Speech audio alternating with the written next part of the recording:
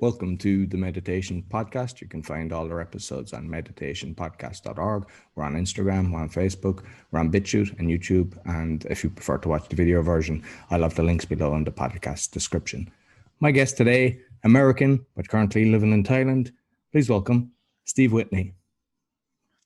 Thank you so much, Will. I really appreciate being here. And I'm excited from our previous conversation to dive into some of these fun, topics and wherever this conversation goes. So I appreciate it. No, definitely. So first thing I'd like is you might let the audience know who's Steve.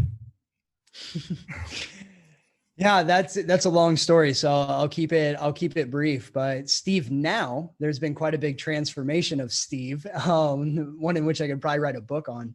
But as it is now, I am a SOMA breath master instructor. I'm their teacher trainer. And my purpose is just helping out these human beings that want to change their life and help change others. And I just help provide them with the confidence, the knowledge, and the training so that they can carry out these dreams of, living the life they want, making an impact that they want to make.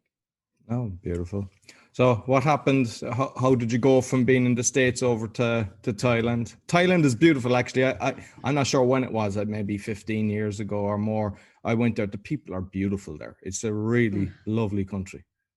No, this place is incredible. The culture, the people, the architecture, the everything, the food, it's all just amazing. Absolutely amazing. Yeah. But so I was corporate America. I was a building engineer in Denver, Colorado, ran my own business for about 6 or 7 years.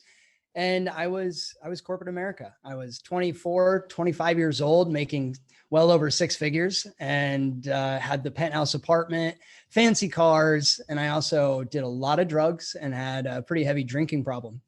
And I thought I was successful. That's what I was striving to do, was drink good scotch, smoke cigars, wear a suit and just live the, kind of the programmed dream that I was raised to achieve and to try and live.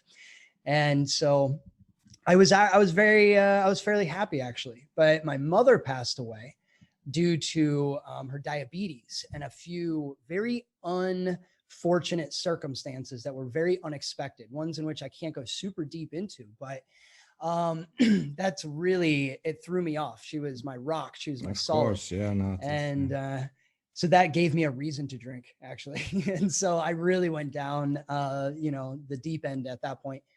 And a year after my mother died, my partner had a heart attack at 28 years old, had a heart attack. And at this point, she said, this is enough. I'm going to go to Thailand and do a retreat and try and heal myself naturally rather than get into this, pharmaceutical, medical industry and business where you become addicted. Your whole life you become is crumbled a patient and all for this. life. Exactly. And so she went to Thailand and started training for 30 days. And in that time, I got a DUI. I got arrested for drinking and driving. And she comes back and says, I don't want to live in America anymore. I want to move to Thailand. And I said, sweetheart, I have some bad news. I can't leave the country. And so this is what started a really interesting deal. So I became fully sober and for 6 months, just started getting healthy, started training, started going through all this stuff, changing my life. And it really did. It worked. And I prayed every single day to the gods, to the universe, to my mother, whatever you want to call it, that if she could help me get out of this DUI, that I promised I would change my life and that I would help other people. Anyway, so I prayed and prayed and prayed. 5 months it took for this case to finally go through. And at the very last court order, they dismissed the case. There wasn't enough proof that I was actually driving. And so literally, we 2 weeks later, we're on a plane flying to Thailand. We had already sold all of our things, and just the pure faith and trust that this was going to work out in my favor. And sure enough, it did. It really, really did. And it's one of those things that no one could quite figure out how or why. And I mean, for me, I know exactly why. And that's actually what started my journey of spirituality and the gifts of the universe. And so, we came here to this beautiful island called Koh Phangan that specializes in all forms of holistic healing, medicine, everything. And I literally just spent every penny I had training in yoga, meditation, energy work, Reiki, Qigong, anything I get my hands on. And actually I felt deeply depressed in that time. And that was a really interesting thing. It's not something probably purging, I suppose. It was probably realizing your dream from previous, because we have, especially in the Western world, we think what success is, like what you had described.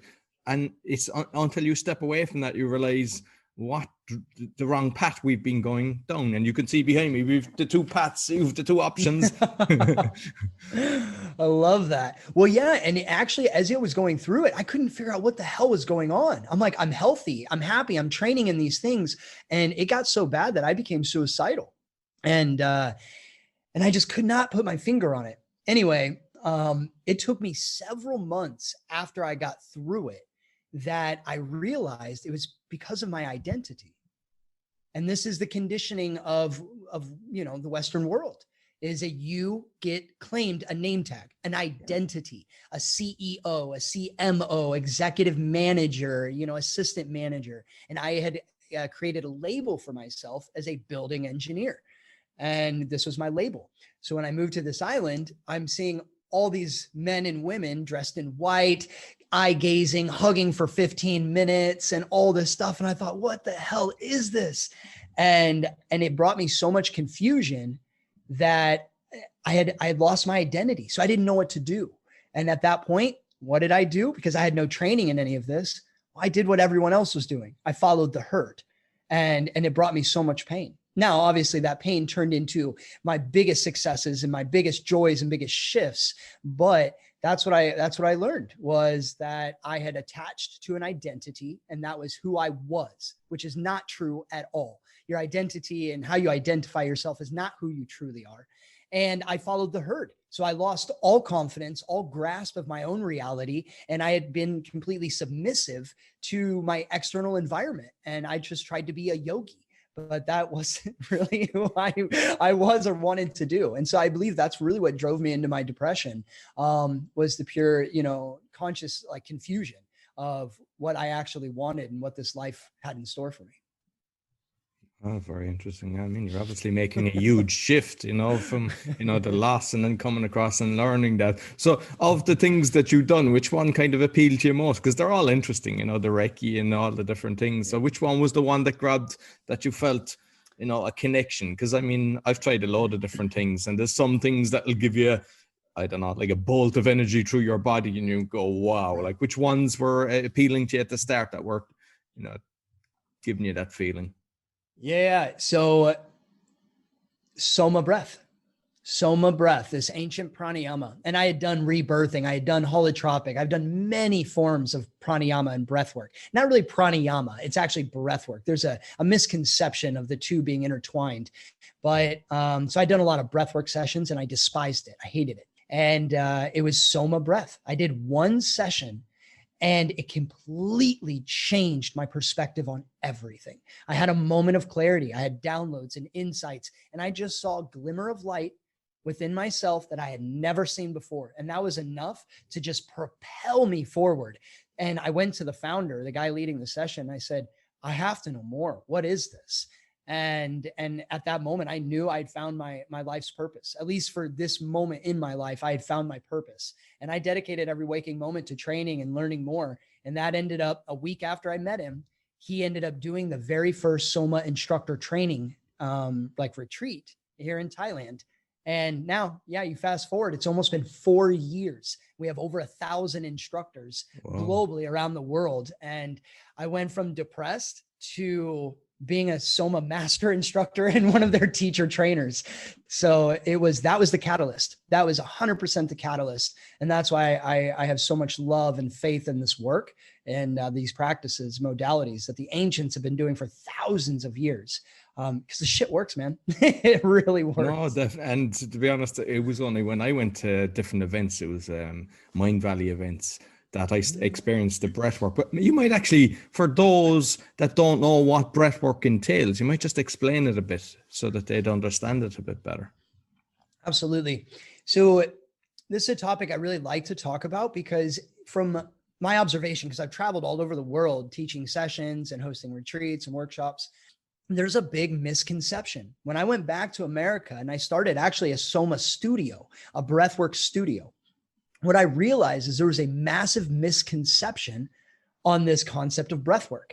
And in the Western world, breathwork is this thing where a bunch of hippies sit around in a circle in ceremony with sage and candles and incense, and they breathe like crazy. They hyperventilate, and people start screaming and crying and shaking and like all this stuff. It's And actually, I'm going to interject on that, because when I've done it, I get downloads when I do that as well. But the one thing that just snaps me out of it is when people start screaming and crying. It's like, I can't enjoy it. And it's a strange experience to be next to that. Yeah. And it does happen. But there's like also a science behind it. And that's the thing, is breath work is this ceremonial deal where it is more about having these wild reactions. And it's because you put so much strain and stress on the body, the nervous system, you become so alkaline that the body actually goes into a state of panic. And it activates the limbic part of your brain where you store emotion and memory. And this is where people have these massive releases. It's literally from that intensive strain. And this is good. This can be used as a therapeutic tool by all means. I'm not bragging or, downing on these modalities like rebirthing and holotropic and transformational breath. They're all beautiful, but they're not something you can do every day. That is very dangerous on your body and your mind, your cells and their health, your mitochondria. Everything is going to be negatively affected if you try to do that every single day. And it's not training and programming your body to actually breathe properly. That's something you do once a month or on an occasion, on a full moon, or it's something that is, the right space and time for it. And this is what I found out when I said the word breathwork in America. People are like, no, I'm okay. And I said, well, explain to me what you think. What is this? And they explained it exactly what I just explained. And this is when I realized that there was a massive difference between ancient pranayama, and pranayama is the control of life force energy. Okay. Your prana is your life force and yama is control of. So your breath is your life force energy. Without breath, there is no life. If you think about that, really let that soak in for a minute. Without breath, there is no life. It can start to take a different meaning. And when you control your breathing in different patterns, rhythms, holding your breath out, holding your breath in, then what happens is your physiology, your body and your mind begin to optimize. They begin to shift. You can alter your nervous system. You can change your heart rate, your blood pressure. You can activate sympathetic, parasympathetic. You can control your endocrine system, your hormones, your neurotransmitters. You can actually manufacture your own happiness. But it's really important that people understand that people that are trained properly in pranayama, and this is why SOMA Breath is the leading health academy in pranayama and breathing in the world right now, is because we teach the science. And when you understand this, you can tune your breath just slightly, and you're going to trigger a different set of actions and reactions to your mind and your body. So now you become the driver of the wheel. If you need more energy and a burst of that and release of adrenaline, then you can use a few minutes of a breathing to do so. Same thing, if you need to calm down before a business meeting or a date, if you're out on a date, then you want to make sure you stay calm, in flow, balanced. There's a breathing that can allow you to calm yourself down. And then there's also the combination of different pranayams that put the body under a certain condition that you actually start to release tryptamines, or what is considered and called like DMT. And so you can bring yourself into euphoria, into samadhi, pure nirvana and bliss, receiving downloads and insights. The same kind of brainwave activity happens when you take a heroic dose of a psychedelic, like a psilocybin or an ayahuasca. We've done research and hooked people up from a neuroscientist, and the same brainwave activities were happening in 20 minutes of a SOMA breathing practice, an ancient pranayama method, than when people were taking heroic doses of psilocybin. Oh. So it's fascinating. You can control everything in your body. I don't like the word control, but you can alter. You can kind of direct it. And when you learn how to do this, your entire life changes. Entire life. No, beautiful. Does that explain it at Yeah, all? no, it does. And like, because I actually did the summer breath with Naraj in, I don't know, was it in Jamaica or something like that? And it was like, talking about downloads, I was like seeing stuff colorful and everything. It was amazing. It was kind of half scary at times, going, wow, Right. breath can actually bring me this. And I think we've been conditioned not to, I mean, obviously they don't want people to know. You know, they want people on drugs. They want people, you know, they want to block this, the powers that we've got. And it's a shame because, you know, who knows the potential if this was taught to us at an early age. And I mean, the amount of case studies that we've had come through our courses of people healing their eyesight.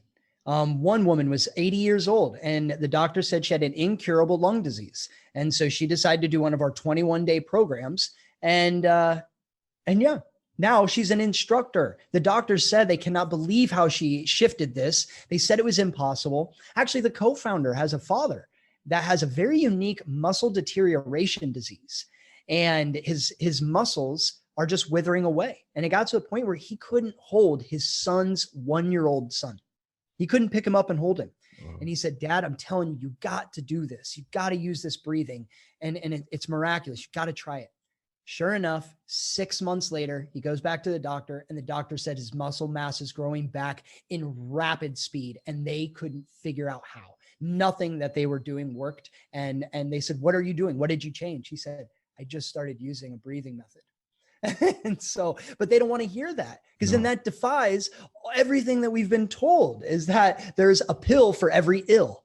You know, it's bullshit. It really, really is. And so, yeah, we're 100% conditioned to believe that we cannot heal ourselves, that we cannot alter and adjust our reality, and that the power and collective energy of more than one person is so strong when you all create what's called collective coherence. So that's where it gets really interesting, is when people breathe together in a rhythm and you synchronize your breathing. Now what you're doing is you're intertwining electric fields. You know, your fields that we just emit out. We are electric beings. We have an energetic field. When you link those up, I mean, absolute magic can happen. I truly believe you can change the weather with the proper intention and the proper movement of energy through the body. Because your breath is your energy. That's like a key component. Suppose if you look at the Indians with their rain dance and everything, I mean, they were doing the chanting and the beating and everything. So that was a form of that, you know, like people might think, yeah, that's hocus pocus. Until you experience something profound, then you think differently. You have to actually try it, you know, and it's not something that's going to damage it. The only thing it can do is actually give you benefits. Right. Well, and that's the interesting thing here too, is that the ancient shamans and rishis, they were doing this stuff thousands of years ago, and they knew how to heal themselves. They knew how to receive information from the highest power and the gods and to communicate. And then everything got altered and lost. But now it's modern day science. If you dig deep enough, and this is why, again, SOMA is so amazing, is because we give you the science of why your breathing is altering your mind or your body. Not even altering, but increase. I mean, you can produce more red blood cells through a growth hormone called EPO when you hold your breath out. So red blood cells are what carry oxygen around the body. Okay. And so if you increase the amount of red blood cells, then you have more soldiers carrying oxygen around the body. So you become more efficient at producing energy. Not only that, but those red blood cells can create new artery bypasses. So if you have a clogged artery and you train in holding your breath out, producing more of red blood cells, you can actually create new bypasses to go around a clogged artery. And this is my partner. She truly believes that Soma breath and proper pranayama was the reason that she healed her heart. She couldn't swim across the pool when we got here. She was very weak, and it wasn't maybe 4 or 5 months after that, she was running 2 or 3 miles a day, working out twice a day. It was phenomenal, absolutely phenomenal. But there's just not enough case studies to validate and prove. And this stuff wants to get washed under the rug, obviously with the pharma and everything else. So you're probably witnessing, because I know that I've had a lot of different people on, you know, just doing natural stuff. It's all been shadow banned. It's all been hidden. People have Facebook groups taken off, YouTube channels disappear because they want the bad boys to succeed. And I mean, you've probably witnessed that with the circle that you're in, have you? Yeah, I mean, big time. We've actually had it happen. We've had websites go down even within the organization, and things censored. Right now, the amount of censorship is just kind of ridiculous. It's almost like a game where you just see how far you can go and how much you can fuck with people. So it's kind of disgusting at this point. But yeah, man, it's sad. It really is. But at the same time, I don't think I'd want to live it out any other way. Being a renegade, just like yourself, you're a renegade. Yeah. And I think it gives us fuel for the fire, like, because, we're helping people wake up, and, whether through breath or through knowledge, it's all the same thing. And I think the more that they're doing that, they're actually proving how bad they are. And when people are connecting to the likes of yourself and myself, and you tell them, yeah, my video was removed from YouTube because they said it went against their guidelines. They couldn't tell me what was wrong with the information, or just removing people. And I'd wanted to get, and it's something like 30,000 followers, and a doctor as well just disappeared. And it's like, yeah, why would you do that? Because the information is correct. They're healing people, like, say, one guy's healing people through cancer, through his method of food. They don't want people knowing that. So it's absolutely. Well, and the other thing on this too is I believe that everyone is their own healer. Yes. Just looking for someone else to heal you, it gives your power away immediately. And I'm not saying that there are not people out there that can heal. By no means am I saying that, but I'm saying part of the whole awakening process is to know that you're incredibly powerful as a human being. Once you step out of the realms of what you're told to do and told to follow, then you start to unlock a power within yourself that is capable of magnificent things, magnificent, magical things. And so I never portray that I'm a healer. I teach people tools that they can use themselves to create an environment for their bodies and mind to heal. And so again, another reason though is, these large organizations, they don't want people to have power by no means, especially as an individual. It's all about the money. Yep, exactly. Because the more we have power as individuals, the more our collective power together is untouchable. It's unstoppable. And that's why I believe in community as well. Community is the cure.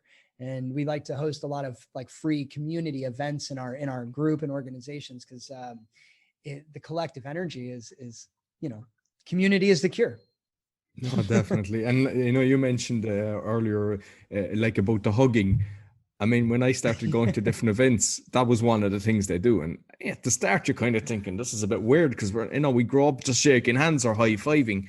But once you get into hugging, I don't know what it does, but it is beautiful. Like my son here, like, we're just constantly hugging. It is a lovely, the energy, just, it's a beautiful feeling. And why we don't do it more, they don't want us to do that either. It's obviously a connection with human to human, heart to heart. Well, yeah, and especially when you take it a step farther, when you give someone a hug, try syncing your breathing up, breathing together. And that goes into the forms of Tantra as well. So like even being able to connect and circulate energy with another human being, and not the act of sex, but actually connecting on the same breath, the same heartbeat, because your breath influences your heartbeat. Every time you breathe in, your heart rate goes up. Every time you breathe out, your heart rate goes down. So next time, try and sync your breathing up while you're hugging, and your heartbeats will sync. Yeah. And it's amazing. But there's a couple of core, my belief in this is there's a couple of core things that we need as human beings. And we need shelter. Okay. We need food. We need a sense of belonging.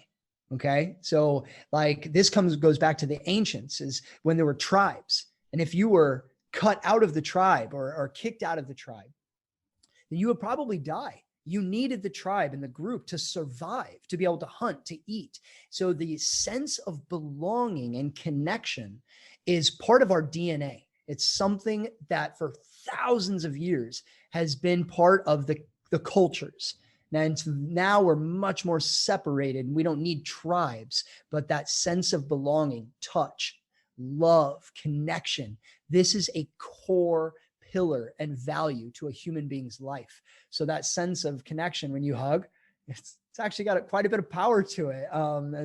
So anyone listening in, give it a shot. Actually, as woo-woo and hippie and awkward as it might be, try hugging for a few minutes, syncing your breathing and heart rhythms together. And you'll just feel this like heavy, like moment of surrender and trust. And this is something you have to experience.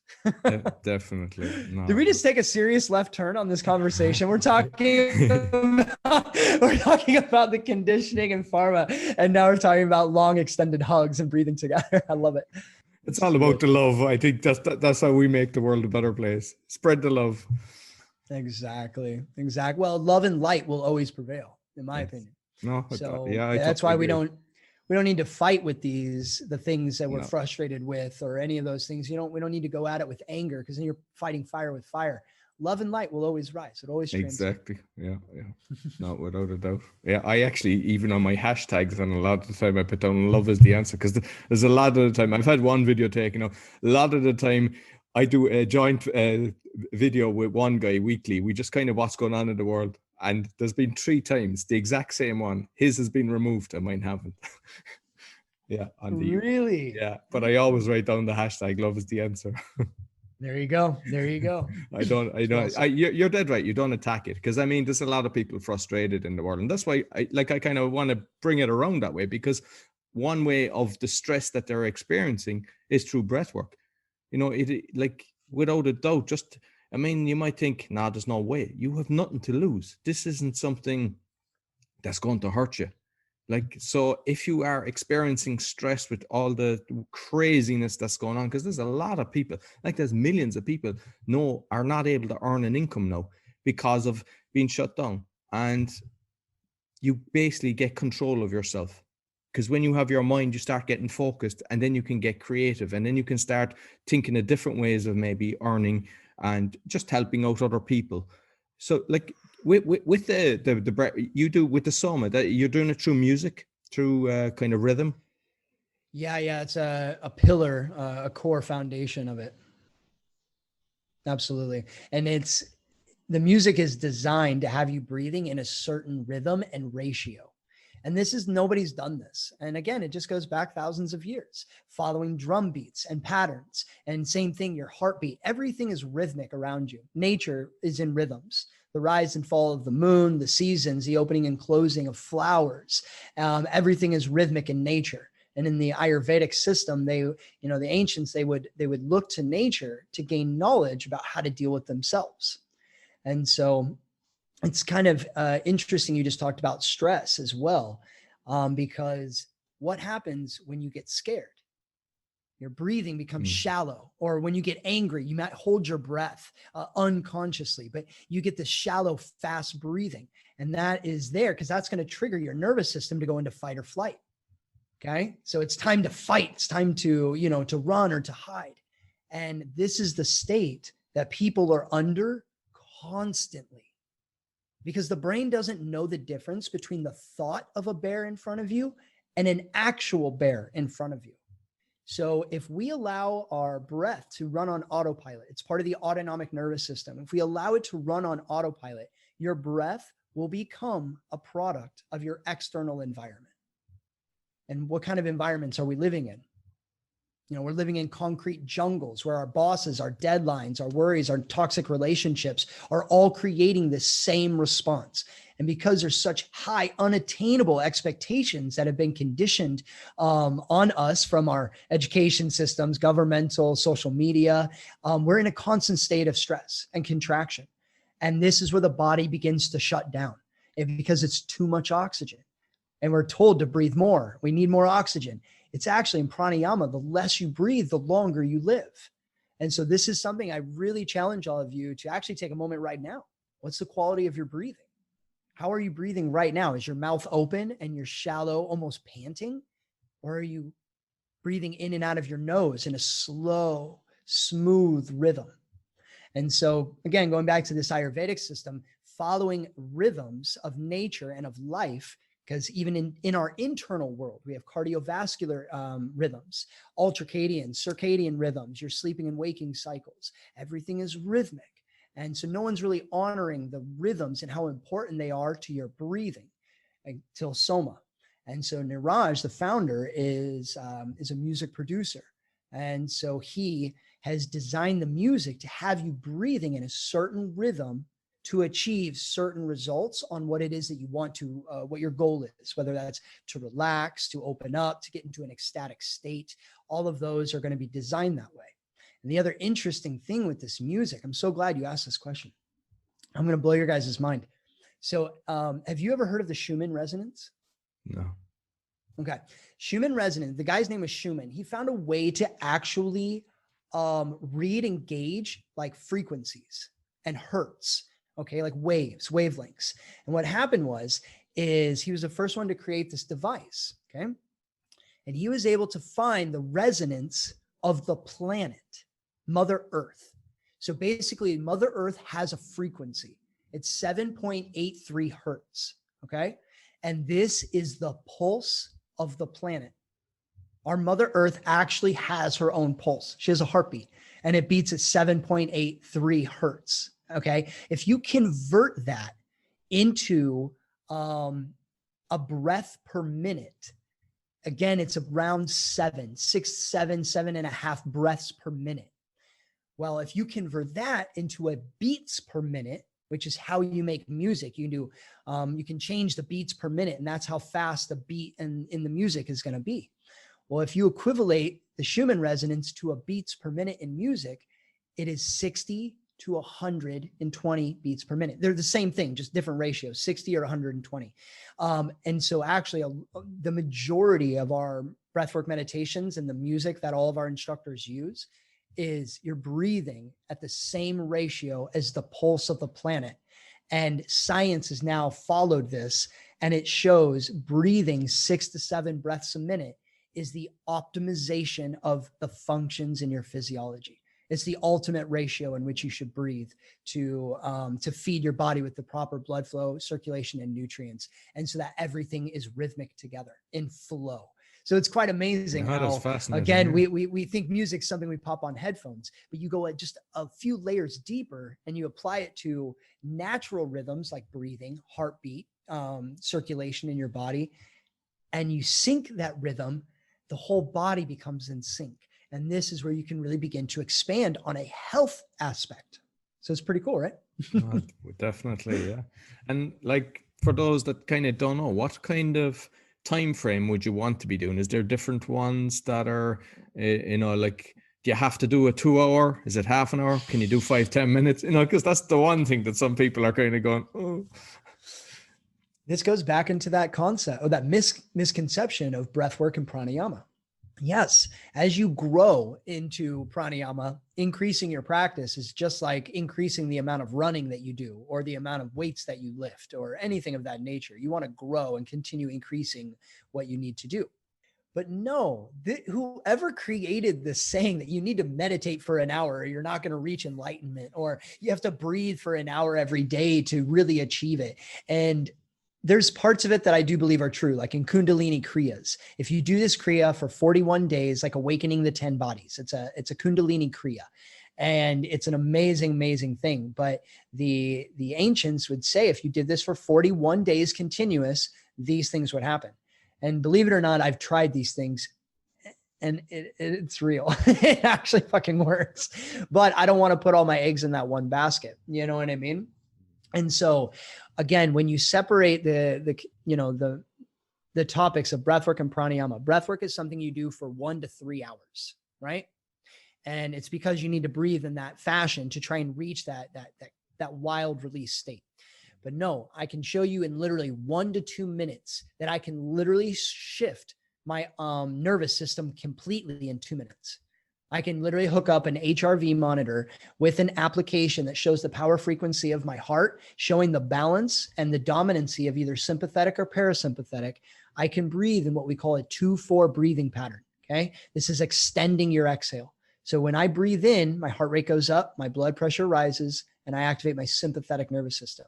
When I breathe out, the opposite happens. Heart rate lowers, blood pressure lowers, and I activate my parasympathetic. So if I breathe in a proper rhythm, like in for 2 and out for 4, I'm breathing out twice as much as I breathe in. I'm going to begin to create dominancy of lowering my heart rate, blood pressure, and activating more of my parasympathetic nervous system. So it's quite phenomenal how literally in 2 minutes, I can show how much I can alter my nervous system. So now, will that last for hours and hours? No. So you do need to train and increase the duration. But yeah, you can have effects in 5 minutes. I have stress courses myself that I have built and created online. And the first 2 weeks, the practices are 10 to 14 minutes. That's it. And people see massive shifts just doing it 10 to 14 minutes. Then in the third week, we increase to 20 minutes and other things. So it's not really about how long you're doing it, but it's what you're using in the time that you are doing it. Does that make sense? Yeah. Like the art of making love. Exactly. So, I believe that it's important to have a 1 hour practice at some point, but my daily routine in regards to breathing is anywhere from 15 to 30 minutes. That's it. Perfect. It's all about oxygen efficiency.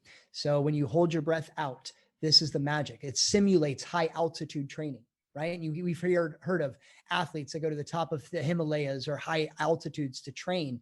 And it's because they train their bodies in having less oxygen and actually building up a tolerance to carbon dioxide, CO2. We are taught that carbon dioxide is a waste product. It's the most magical molecule you have in your body. It's literally the magic ingredient. And so, again, just being able to understand. So there's a proper dosage of what's called intermittent hypoxia. And this is brief periods of less or lower oxygen. So you're fully saturated with oxygen. You're at 98 to 99% oxygen saturation in your bloodstream. And if you're not, you need to probably go see a doctor because you could be dealing with COPD, and this is low oxygen levels in your bloodstream. Anyway, so it's not about needing more oxygen. It's about becoming efficient at using less oxygen so you produce energy more efficiently. Your mitochondria stays more healthy and allows you to live longer, look healthy, look young, have more energy, digest food better. And so there is a proper dosage, though, to do every day where you introduce this brief period of less oxygen to your body. And so your body keeps staying in that efficient state. Because if you stop, then the body will start to adapt back to its old state. So there is a level of practice that I do recommend, but you can do that in 15 to 20 minutes. We call them daily doses. They're daily dose breathwork meditations. It's 2 rounds, rhythmic breathing, holding your breath out, holding your breath in. And then you do that. It's about 5-6 minutes. And then you do another round, the same thing, and you're done in 15 minutes, 20 max. And that's a proper dosage that to keep you healthy, happy, and your body at its optimal state in regards to the breathing, the physiology. All you need is 20 minutes a day. Brilliant. And I don't think people realize as well, like that once you do something like that, your whole life. So even if you're working for somebody, you have more energy for your job. Your partner, you have energy for them. If you have children, you have energy for them. If you're doing sport, the whole lot, your whole life comes into alignment instead of actually, panicking from one side to the other. And a lot of people, they're in work thinking of their children. They're at home thinking of their work. They're doing the opposite of what they should be doing. I think you become one with yourself and you're present. Exactly. And do you ever make any wise decisions when you're stressed out or when you're sad or angry? I mean, literally, do we ever? I mean, yeah, you can hit a home run every once in a while and, you knock it out of the park when you're super stressed and you nail it. But majority of the time, no, you don't. And so when we talk about parasympathetic nervous system, most people think that's a sleeping state or a resting state. And no, being parasympathetic is actually your flow state. That is when you have become calm enough in your internal body that you can have clear thoughts, creations, visions. You make proper decisions and the whole body is in sync. And that's again why breathing is so important, because it influences the quality of your thoughts. If you're breathing like in a sport, right? You get to the very end of the game in, let's say, soccer, right? The last few minutes, you're exhausted. Your breathing is out of control. And that's when people have injuries. That's when you miss the last goal, or you swing and don't hit the ball at all, or you hurt somebody. It's because you've exhausted, and your mind, your quality of thoughts and the alignment of your thoughts has gone out of whack. And so when you train the body in breathing, you also train the mind to balance and align. And this is where you can really tune in to make proper decisions and gain clarity. Like you were saying, your downloads that were coming through in the breath work, you put the body into a state that he was able to receive.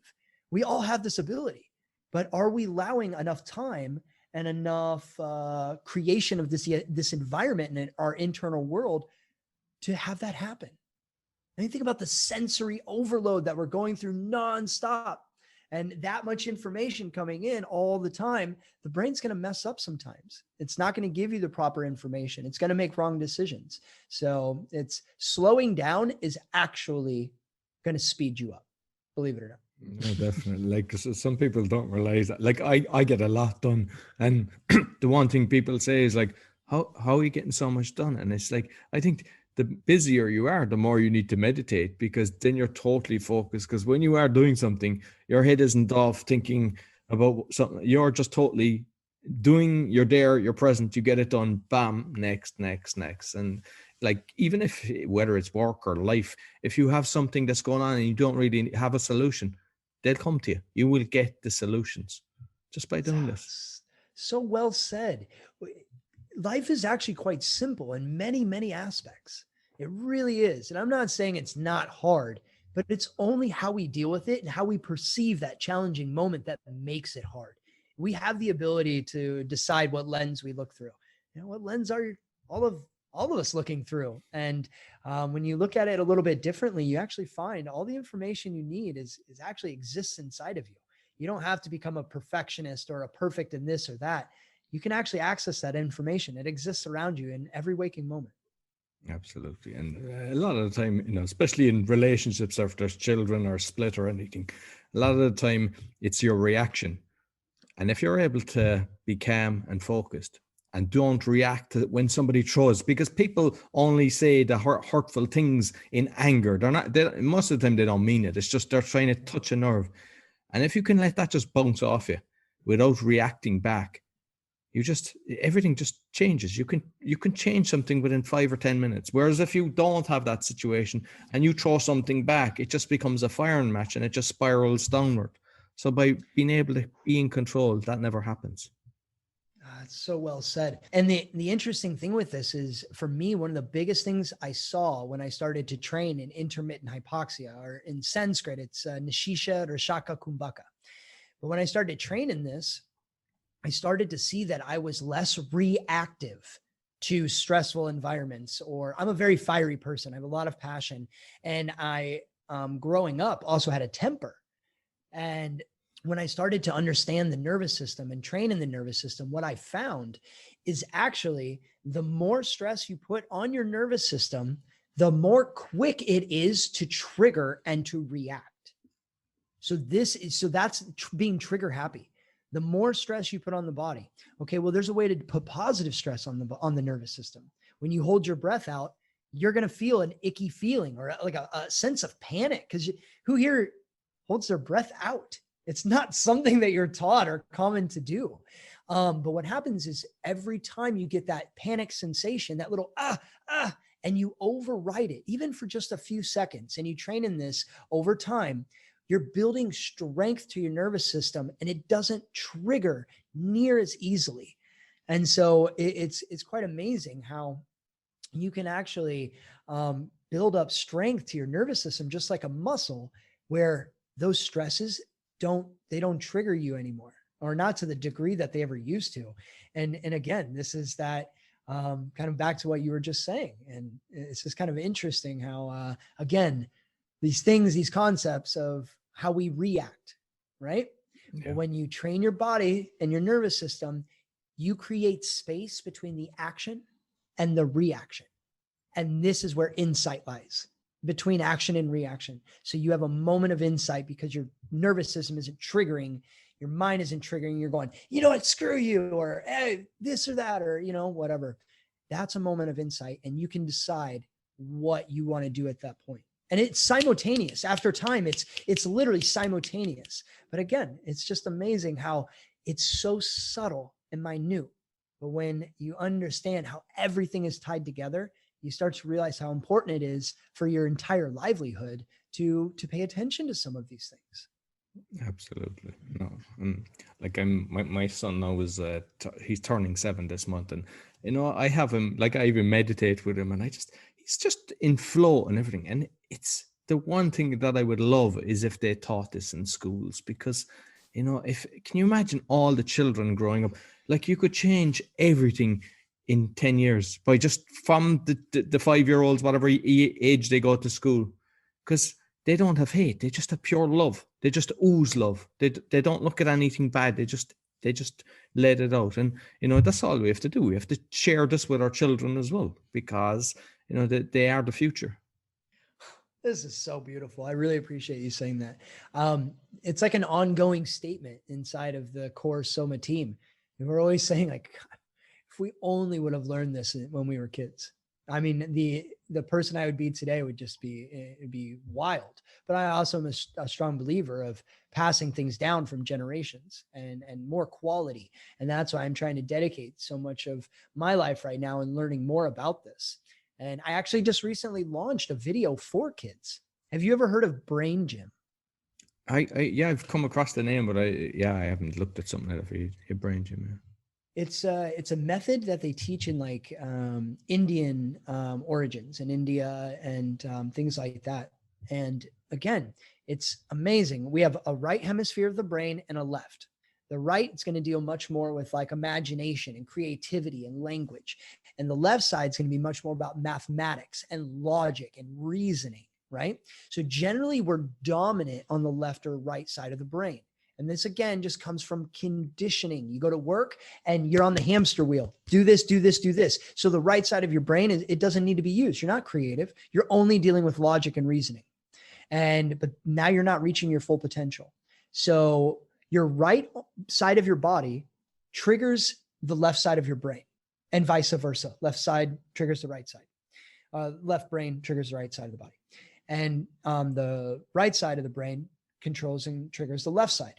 So if you actually cross your right and left arm across your center meridian line, then you're having to process, you're having to use coordination, you're having to use logic. You're also breaking free of logic because you're doing something that you're not really used to doing. So there's a level of creativity, expansion without the logic and reasoning.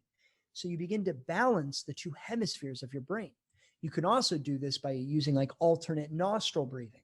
So you can always tell which side of your brain is dominant. So try and breathe, clog one nose and breathe in through the other, and then do the opposite. So which side is more clear? Is it your right or left nostril that's more clear? My right. Exactly. Mine too. Why? Because we're doing an interview. We are focused in logic and reasoning. And yes, we're in a flow state and there's creativeness flowing, but it's more about being very focused and driven in this interview. Now you go watch, you get into music or doing something very creative, writing a story or drawing a picture, or even cooking or something. Maybe not so much cooking, but anyway, you'll notice that the other nostril, your left nostril, will be more clear because it's opposites: right nostril, left brain; left nostril, right brain. So anyway, what they found training these kids is that they could use these different movements to actually enhance their ability to retain information, to learn. Their cognitive function and their memory increases. Okay. Well, now what I did is I merged Brain Gym and some other techniques that I've learned with proper rhythmic breathing. And so now what happens is there's a molecule, or I'm sorry, it's not a molecule. It's a hormone or a neurotransmitter. It's called acetylcholine. And this is dealing with like so much of your attention and your ability to learn, retain information, memory, all of these things. And it's vital. It's used in almost every aspect of your body. It's vital. It's one of the most important hormones that you have. Okay. Well, this is actually triggered and activated with a rise in CO2 levels. Okay. So when you extend your exhale and you breathe out more than you breathe in, well, if you breathe out CO2 and you slow down the rate in which you exhale when you breathe out, then you're going to build up CO2 levels slightly in your bloodstream. So now what we're doing is we're balancing the two hemispheres. We're increasing the CO2 levels in our bloodstream, triggering the activation of acetylcholine, which then is triggering the production or the usage of the parts of our brain that handle knowledge, learning, memory, cognitive function. And so when I realized this, I had to put it all together, and I've shared it with kids all the way from 4 years old up to like 14, 15, and they love it. And a lot of the 7 and 9-year-olds struggle just slightly at the beginning because they're doing all these wild, interesting movements and they're breathing in a way that they're not used to breathing. After just a few weeks of doing this every few days, I have a few moms that homeschool their kids that asked me to do this. And so we kind of used it as like a test round, but literally the kids are lightning fast. They don't even have to watch the videos anymore. And so they have now conditioned their body, and they're saying that their ability to stay calm, to be creative, to stay focused has dramatically increased. And so it's really, really interesting. You just triggered a heartstring for me when you said kids, because my mother fought against the schooling system. I was actually dyslexic growing up. I was diagnosed dyslexic and ADHD, and she refused to put me on medications. She said, absolutely not. I'm not putting my kid on Ritalin and this. He's not sick. He just needs assistance. He needs help to formulate his brain and how he, processes information. And she fought against the schooling system.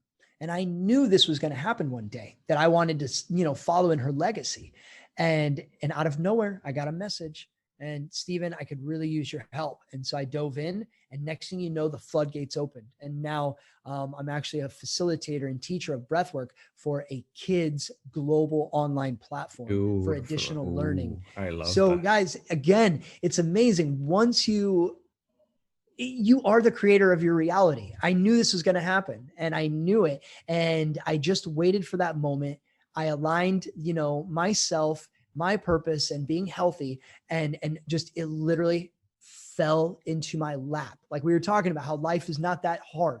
I did not have to go look for this. It came to me with ease. I saw the opportunity and I said, okay, I wasn't expecting to do this right now, but fair enough, Mom. I guess we're going after this. And what's transpired has been nothing but miraculous. And the most important thing on this is to watch kids in our younger generation starting to learn and understand how they can optimize their mind and their body for more energy, love, laughter, excitement, focus. And they can do it while having fun. It doesn't have to be we sit like monks in meditation. No, we listen to music, we dance, we shake, and we breathe, and it's fun.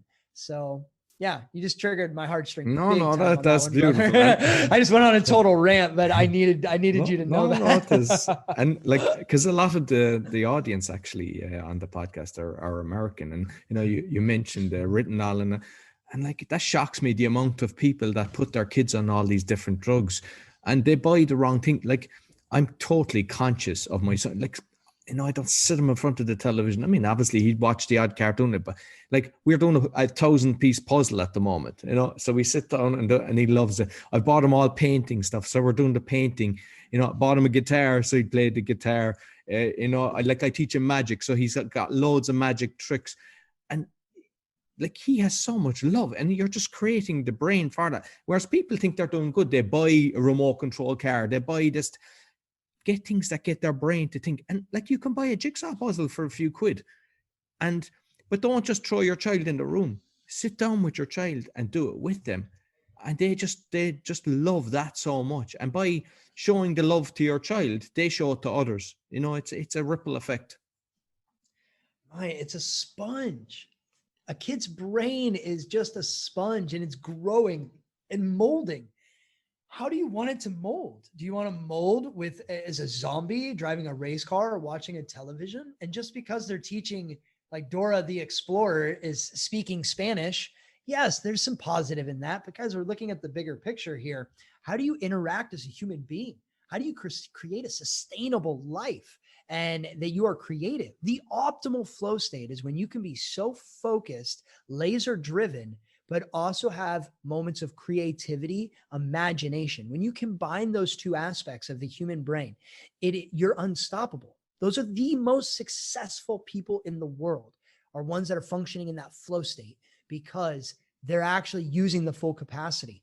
It's so important that we start training these kids, not training, we start introducing these methods to children so that they can grow into be the full adult human being that is doing amazing things in the world. And because the younger generation, they're the ones that make the change. We're just trying to carry out the changes that we're trying to make, but the younger ones, they're the ones that actually make the change. And so what kind of ripple effect are we leaving for our kids and the younger generation? So I really applaud you, brother, on the guitar and magic, the puzzles. Music is one of the most powerful ways to activate the body, the learning, focus, brain, and how you learn everything. Music, instruments are one of the key things. And also magic. I've been looking into a lot of magic lately, and I really think that's incredible that you're doing that for your son, right? It's fantastic. And like, I mean, he's going to be 7 at the end of the month, but like during this year, he done a lot of magic at the start of the year, and it was like I had bought different types of tricks, and what I was shocked is he would then reverse it and create different magic tricks from it, and I'm like, this is unbelievable to see a child at that, at that age to do that. I was like, yeah, he was blowing my mind at times. Like, well, yeah, the wheels start turning because he has to process how the magic trick works. Yeah. Okay. Well, that is one aspect, but that's exactly what I'm talking about. By doing that, going through that process, he opened a door to be able to perceive or step out of his perception of the original trick and apply it to something else. Now you're talking about being an innovator, somebody that's creating something. And this is what we need in the world is innovators. It's not just about doing your job, but it's about creating impact, creating change, being innovators, conscious leaders. He just did that at 7 years freaking old, man. That's incredible. I'm so happy for you and him. Exactly. Yeah. And like, Wow. I mean, if I look back to when I was in school, it was like you were just conditioned to, be quiet, fold your hands, put your finger up to your mouth. And it was all about memory. Everybody was judged on their memory, nothing else about other skill set. And we need to totally get away from that because, like they're not happy. Children aren't happy when they're forced to learn. Like we were made learn poetry and I got to hate poetry because of it. We had to learn 2 poems every night and then write it out. I mean, how many times do you have to repeat a poem and write it out? And if you can't I write one or create one? What's the wrong in that? That's the way they should do. Think of something about a car, write a poem about a car. Then you're getting creative. So we need to stop letting the education system go off on their own and just, be happy that your child is not in the house and that you've peace and quiet, and actually question what they're teaching them, and then you be responsible as well, because you can create, what the future will be by planting the seeds now. Well, and the other thing too is, I mean, going against the schooling system is a massive feat. I mean, that is no easily attainable thing. And so generally what I witness is the other option is to teach your kids stuff after school. But what kid wants to learn after school? And so the parents feel bad because now they feel like they're soldiers, right? Their kids are soldiers and they're the Nazi trying to make them learn things. This is why we have to take a step back and actually go, does it have to be so serious? Can we have fun like magic, playing music, dancing? Breathing. Okay, don't get me wrong. Breathing's not all that much fun. It's easy to let it run on autopilot. And when you become conscious, you're bored, you want to do this. And that's why, again, it's not about sitting and breathing. Listen to music. Why don't you dance before you do it? Change up the rhythms and become more creative in what you're doing. So you give it a different kind of energy, a different feel. And the same thing I think can happen for children is how can we provide them with things they don't realize that they're learning? They don't like dancing. This is something like, no, you only dance at the club or you dance at the school dance or something. But whatever happened to people dancing in the streets, dancing on the sidewalks, dancing in the park? The amount of benefit that does to your body is just, it's amazing. And so, how can we alter the boring shit that we've all learned, we all don't want to learn, but how can we alter it to make it more fun? And just that thought alone is also triggering both hemispheres of the brain and expanding you outside of the box of conditioning that you've been taught, and how you can be more innovative, creative on how you show up for your kids. You know what I mean? Exactly. Because I'm all about action steps. It's easy to say we need to go against the school. We need to do this. We need to do that. But how? Why? Or what are we going to do? What's the action step that we're going to actually implicate? Otherwise, it's just fluff. They're just ideas. They don't get carried out. And so, have a think about how you can, anyone listening in, how you can take something that's boring, tweak it into something that's fun, and provide that for your kid, or even your friends, or even yourself. For the love of God, I mean, let's think about that too. Even for yourself, trick yourself into organizing things so that they're more fun and you have a purpose to do them. It doesn't feel like a job or responsibility. It feels like passion, excitement, something that you want to do. It's all about tricking the mind. Exactly. And like you mentioned about the music, and I mean, that's something I do with my kid as well, turn on the music. But even if you're in the park and someone is playing, to just get in the rhythm and like not to be self-conscious about it. Because a lot of the time, like you say, a lot of people, they only dance in the nightclub when they have a few drinks in them. If you get out of that and just when you feel the music and you feel the rhythm and you just start moving, people prefer to be around that. It's like you become a magnet. People are attracted to that energy. Oh my goodness. Roy, I have the funniest story to tell you. I'm so glad you just brought this up. So I was in San Diego, California, about a year and a half, maybe something like that. And I was having a really crappy day, not going to lie. And I went for a super long bike ride, went down into the city, and I went to the pier and I sat there and I did some breathing. I did some meditation work, some emotional work and things like that. And next thing you know, I just started crying. And I felt this buildup of energy. And I was like, oh, I can't sit here and do this. So I popped on my headphones. I played a really powerful track and I shook in the middle of the hundreds of people. And I shook like crazy. And I started dancing and jumping up and down. And I transmuted the emotion. Emotion is just energy in motion. We think fear means hide or to curdle down, and sadness means to cry. Anger means to fight. No. That's just what you've been conditioned and taught to react to that emotion. I've trained myself to react differently. Not that I do all the time. Trust me, I still get pissed off and sad and have tears, but I try and use it for the opposite. So my sadness, I transmute into my passions. My anger becomes my drive. My fear becomes my motivation.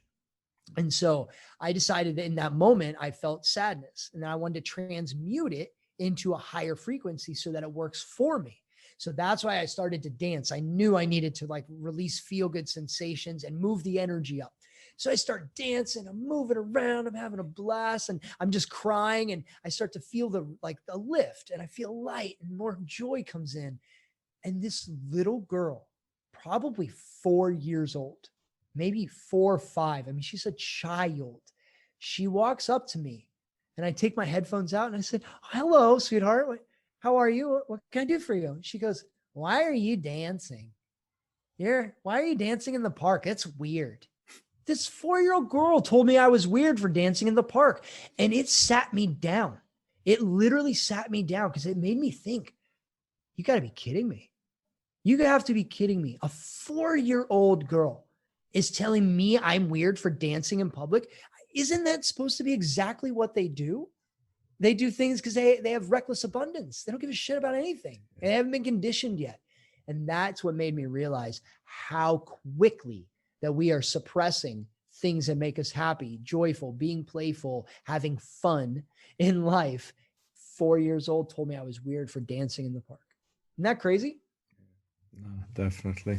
And kind of hits close to home, No, definitely. And you mentioned there, because some people think that you have to be in a state of bliss 24/7, 365 days. I get days where you just don't fit. You just accept it. So a lot of people think there's something wrong with them. I know I get a blues day or whatever. There's nothing wrong with you. Just accept it. You say, yeah, it is what it is. And then, like you say, do dance, do something. If it's playing the guitar, if it's listening to your best music, if it's going out for a walk, acknowledge it and maybe perhaps review what could have triggered that. But don't be beating yourself up, because most people, they go down. And don't just say, I'm just having a day where, it's not 10 out of 10 today. It's a 2. What happened yesterday? Not sure. Maybe I drank a glass of wine. Maybe just, just something happened in life. and just review it and just change it. And like you say, shake, dance, or, don't mellow in that for, a week or whatever, but don't be beating yourself up, because a lot of people, they beat themselves up when they get these days. And, you can see it. You can see it just from the social media, how people are reacting as well. You can even see the moods of different people, and they have to throw it out there, but they're, I think they're doing it wrong the way they're, they're basically, it's like a cry for help rather than looking within to try to review it and overcome it. And it's sad because it's the social media, man. They make everyone look like they're fucking happy all the time. It's a joke. And I've had so many people tell me, Steve, I'm like, so what do you want to work on? They'll hire me as a coach and to move through emotions, life, business, whatever it might be. And I go, so what is your big goal? What's your big, hairy, audacious goal? I just want to be happy all the time. I just laugh hysterically. I was like, guys, that's not the point. It's about changing the relationship you have with your feelings. You think tears are bad? You think being sad is bad? No, that can be one of the most beautiful things that happens to you.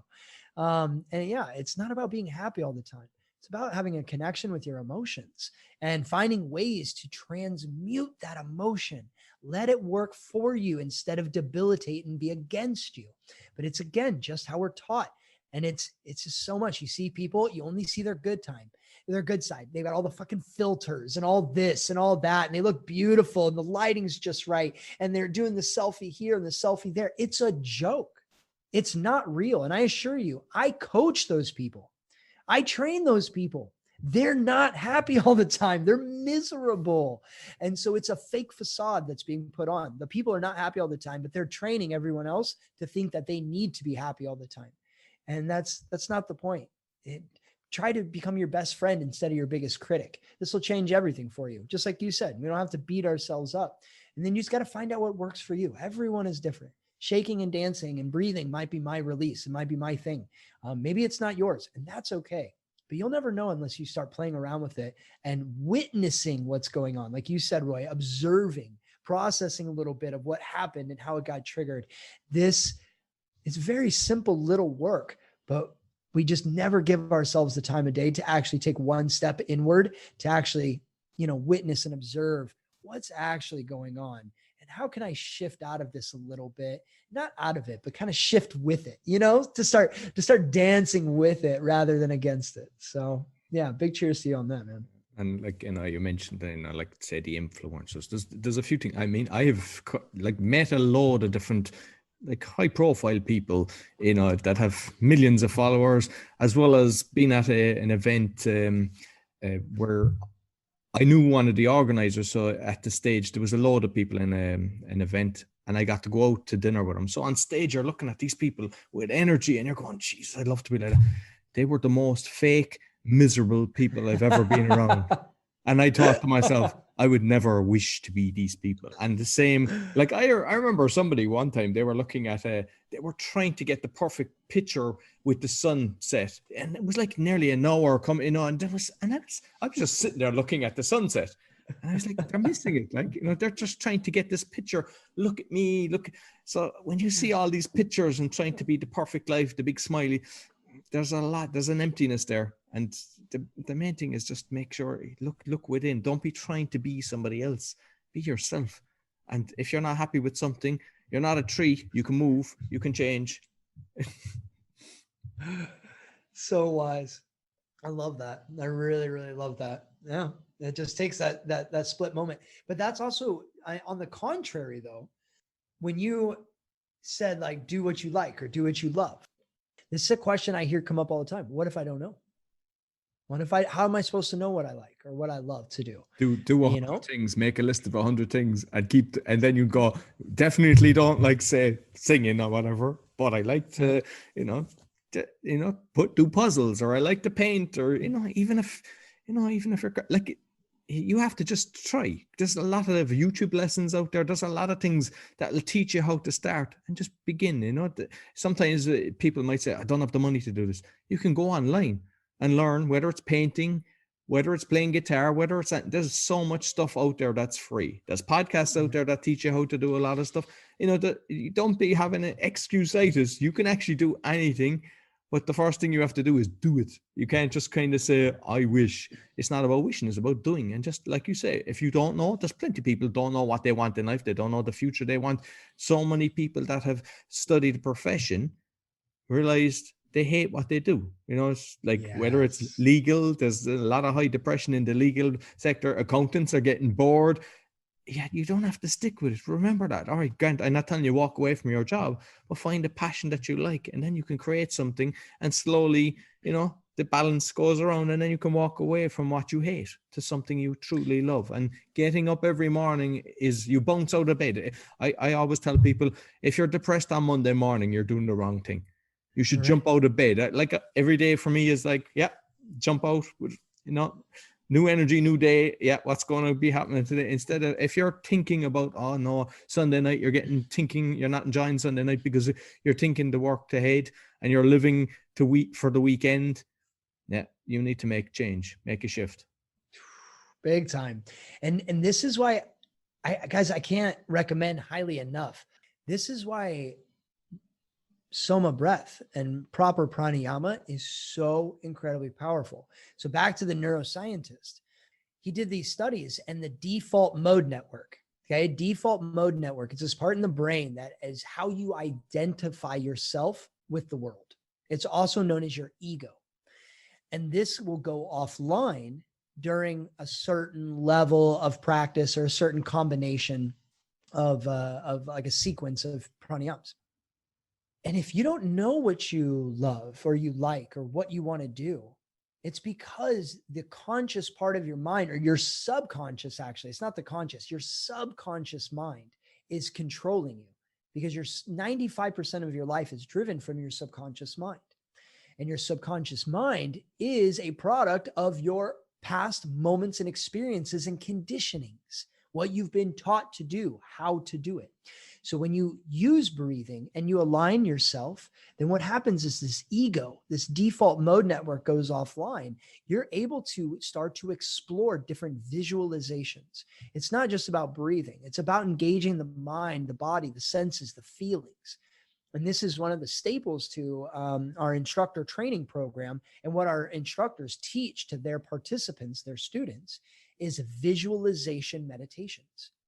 So you create this amazing response in the mind and the body to feel good, to release feel good sensations and hormones. But when this default mode network goes offline, you can then start to explore different thoughts and ideas, visualizations, new job opportunities, new relationships, places that you want to travel in the world. And you can explore these thoughts, but then you see what happens to your body.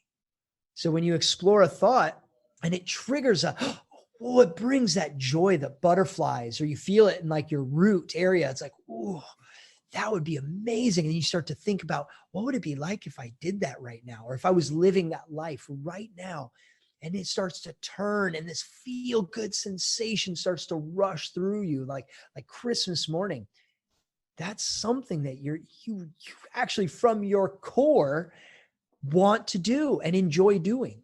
And so that's a really cool kind of, it's like a different approach to like therapy actually, and different ways is exploring different visions in your mind to trigger feelings and sensations in the body. You witness those sensations, and the ones that bring you epic joy are generally the ones that are aligned with your highest power and your greatest good, your core values. You can find your core values just by going into a deep meditative state and exploring different visualizations, different scenarios, like movie-like scenes, and see how your body triggers and responds. And that can actually, if you have a hard time knowing what you want to do, who you want to be with, what kind of house you want, what kind of place you want to live in, or what relationships you want to have, what work you want to do, what purpose you want to have in life, try exploring different ideas, movie scenes, while using SOMA breathing methods, and then see what happens. That can guide you completely and exactly where you need to go. Now, if it's okay with you, Roy, I'd love to share a 20-minute breathwork meditation with your following. If you want to give them a link to this or something. Absolutely, yeah. That way you guys can start to explore this yourself and just start to peel back the layers on what actually makes you happy, what brings you joy. And then Then because you're doing the breathing, you're going to have an increase in energy, more efficient at using oxygen or less oxygen, increasing energy.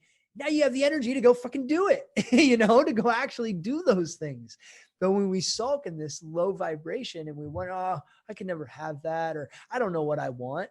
All you have to do is start taking steps and actions towards it and watch how everything just unfolds and unravels. Not that it's that easy. There's actions, there's trials and tribulation and turbulence that we have to get through. But that's an incredible starting point to anyone listening. Absolutely. And to be honest with you, I think it kind of saved me because, I went through a bad spell as well where I kind of lost everything. And it was a guided meditation that I done. I didn't do it through the SOMA breath, but it's something, that's definitely combining the guided meditation through that. Because one is like the gratitude, what you're grateful for, because you attract it, like I'd be thinking, yeah, I love the cuddling my son because I'm grateful for it. I mean, hopefully it'll always be like that. You don't know. A child can just eat or whatever and then go, no, no more cuddles. But I don't think with my son, I think he'll always be into that because I've kind of brought him up with that way. But, you just, whatever you're grateful for, whether it's just like your coffee in the morning, the food that you get, just the different things, the people around you. And then there's the other thing that I have is forgiveness because, like the memory of pain poisons us. Where a lot of the time we're thinking about the bad stuff that happened and you don't kind of release it. So if you think and you go, I forgive this person or I forgive that institution or whatever hurted you, rather than thinking it, because a lot of the time people are repeating a story and it's the memory is repeated and it's hurting them. But if you can actually forgive, the pain is gone and it's like freedom. It's like giving you wings. And the next thing then that I do is kind of 3-year, where you'd like to live, what you'd like to do, how you'd like to live your life. Because if you might think that's woo-woo, it's like most people, I would say it's probably 90% plus, chug through life. They haven't a clue. You ask them, have they created a life plan? They don't. A life book? No. Whereas if you, in your head, you visualize what you would like, what is an ideal day, what is an ideal life for you, by dreaming of it every day, you are actually moving in the right direction. So when an opportunity pops up, you go, oh, that's move. It's just there. And then I do a daily one as well. The next stage is like, what's my plan today? Like today, I said, I want to have a fantastic interview with you. That was one of my thoughts. And, it's happened because, I thoroughly enjoyed it, and it's all about how you set your intentions for everything you do. Oh, yes. And where your attention goes, energy flows. Exactly. And a really cool concept to this that made me understand it very much.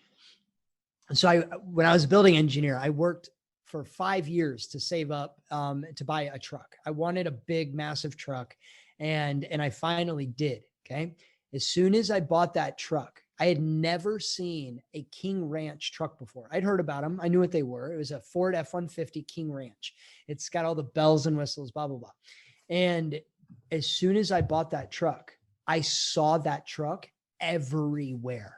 Everywhere I turned, I saw it. I was like, I never ever thought in the world that there was ever these. I thought I was the only person. I was like special in Denver, that I was the only guy that had a King Ranch. And no, they were everywhere. But it's only because my attention was put towards it. So where is your attention going? Is it that this sucks? I can't do this. Someone else can do it better. Like even especially with COVID right now and everything else, where is your attention going? Because that is what you're going to attract. And that's why what you're saying with the gratitude, if you focus your attention on being grateful and having gratitude, then that's exactly what you're going to start to see in the world is moments of gratitude and being grateful. And this goes into your relationships, your jobs, your business, your creativity, your life purpose. I mean, anything under the sun, where are you pointing your attention? Where your attention goes, energy flows. So think about where your attention's going. And there's a good chance you'll find a lot of answers in that simple thought process. You'll start to notice, holy shit, I'm looking at the bad here. I'm looking at the bad there. I'm looking at the bad there. And then look at your life. Is it the way you want? No.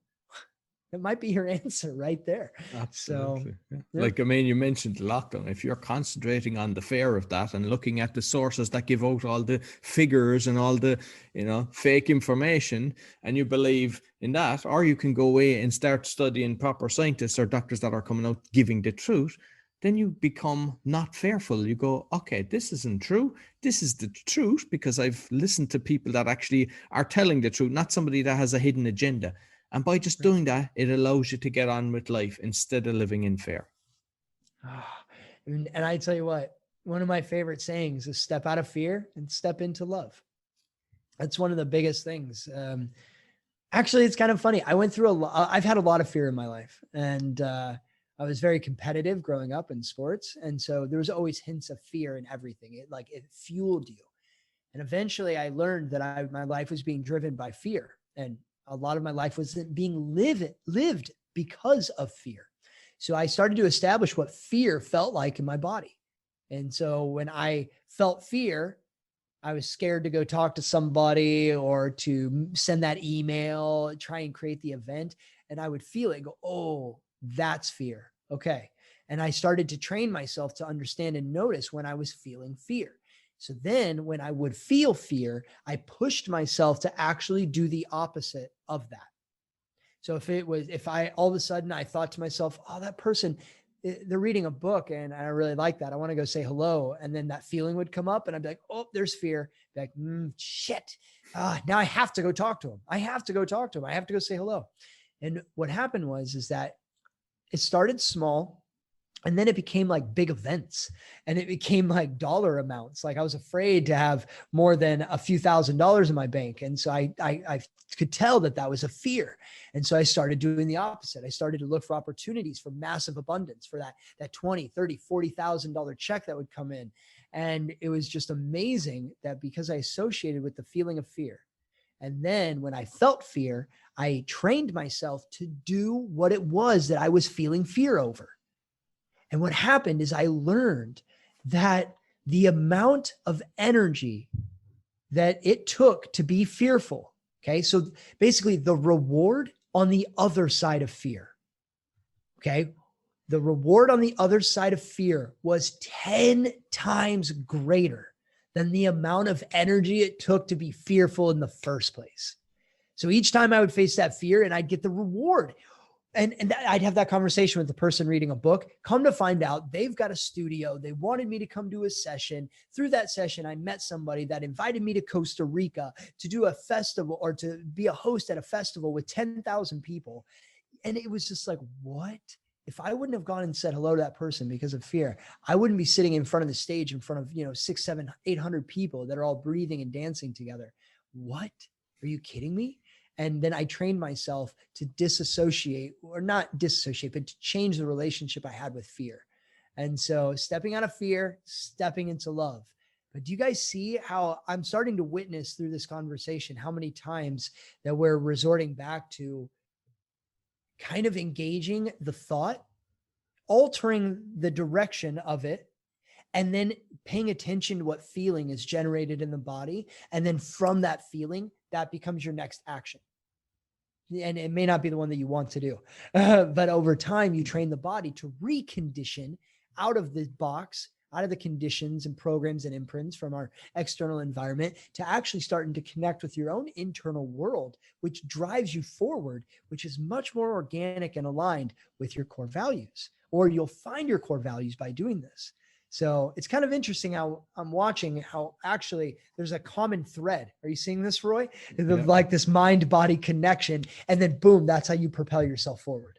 It's kind of cool. What you just said is beautiful. And the thought that I've had is like, I worked in construction as well. And my fear was public speaking. And I remember sitting around a table with architects and the client, 20 people, my voice would go. I was the one part, like I was very competent at my job and getting lots done, but it was the weekly meetings I used to dread. And I hated public. And it was only 4 years ago. I was at an event and I saw brilliant speakers. And that was when I made my shift. I wanted to write the book and get all this done. And I joined Toastmasters and I just embraced it. And like you said, that my thought of going on stage, and like, even when my grandmother had died, she's 5 years dead. I was too shy to go up and actually do a speech on it. I was like, yeah, no, sure. I told her when I was with her, but I really wanted that. And I have gone full, 180 on it. And with the Toastmaster, I got DTM, which is like the highest award in like 3.5 years, and just done probably 100 speeches and you're dead right. It was like the fair is so much more energy sucking out of you. And when now I do a speech or I do the podcasts or just different things, it is so much energetic. And like the podcasting came because of this, because the first podcast I set up was the speaking podcast. And it is the most enjoyable thing that I've done. I love connecting with the likes of yourself. Like today, this conversation, this is fantastic for me. And, it all went from a case of fear and before walking away from something like that to now you tell me get in front of, and I don't care how many people are there, I will do it. And it doesn't faze me. And how has your life changed because of that? 100 times better. It was one of the reasons that I started doing the magic with my son, because I said, when you're doing magic, you're performing in front of people without even knowing it. He's actually becoming competent on stage. And that was my reason to get the magic, was because I said, if you can speak in front of people, whether you want to be working for a company or doing your own thing, every single thing is about communication. So it's the one skill you need to do. Don't fear. Because I always say, the people that can speak are the politicians. Are they doing right? No, they know how to speak. You look at, say, Obama, you look at all these different people and you're in awe of how they speak. But don't look at how a person speaks, look at their action.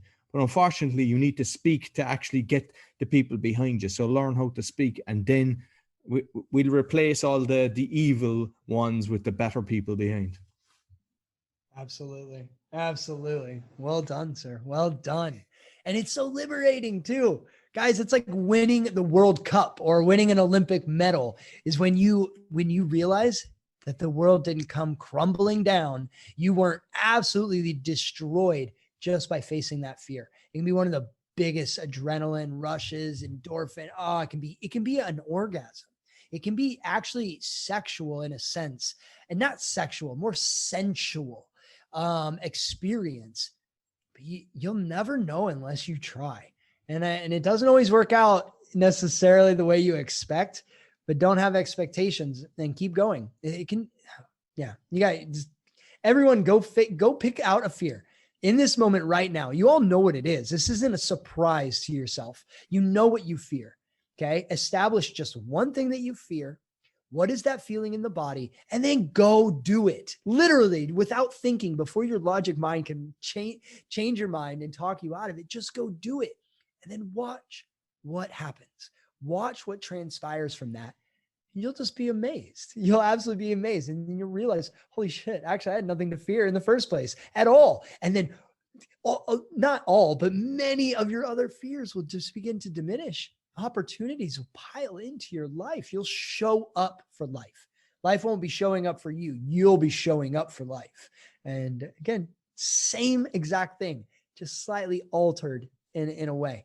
And again, it's just like rhythmic breathing. Change the rhythm of breathing, or you hold your breath out, hold your breath in. You just slightly alter the set of actions and reactions. But that is the same ripple effect as facing a fear.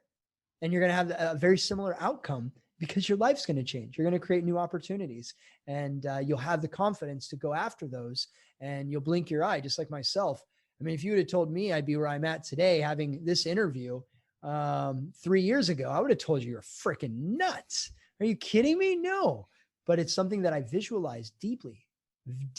I wanted to do this. I wanted to be a public speaker. I wanted to be a motivational human being and coach and help people live their best lives. Son of a bitch, I'm doing exactly what I visualized doing. But I sat there in that meditation so many times, and I just visualized what I would be doing, what type of speaking engagements, what type of events, what type of programs, and then how would it make me feel if I was doing it? And it brought me so much joy. And that joy, I believe, is what carried me forward to make my dreams a reality. Oh, beautiful. Mic Love drop. it. Exactly. No, love it. Holy shit. Cheers, listen, man. Stephen, it's been fantastic. How can people get in contact with you? the SOMA Breath Facebook group. So just check out SOMA Breath and check out the Facebook group. I'm super active in there for the community and the instructors. You can always check out Breathe with Steve. Those are my social media handles, or Stephen Whitney is my Facebook, but my Instagram and everything else, website, everything is Breathe with Steve. It's very, very simple. And you guys can get in contact with me on my website or any of my social media handles. And definitely check out SOMA Breath. We're a very strong community of just like-minded people that help support each other. So if you want to feel like you want to join a place that you'll actually feel a sense of belonging and no expectations, then please join our movement of just having fun, being healthy, and finding ways to infiltrate, changing the environment that has created a lot of negative conditions in the world today. And all we're trying to do is just show people that you're actually quite much more powerful than you expected. Yeah, love it. I'll have all the links in the description below. So yeah. And I think I'll share a meditation, and that way you guys can actually try this out. And then please let me know what you think and how we can help support you moving forward. Perfect. Listen, Steve, it's been wonderful. Thank you very much. Thank you, Roy. I really appreciate it. You're an amazing human being, and it's been a pleasure chatting with you. Thank you. So that's all for the meditation podcast. You'll find all the episodes on meditationpodcast.org. We're on Facebook, we're on Instagram, and we're on YouTube and BitChute. So be sure to share with your friends. Until next week, take care.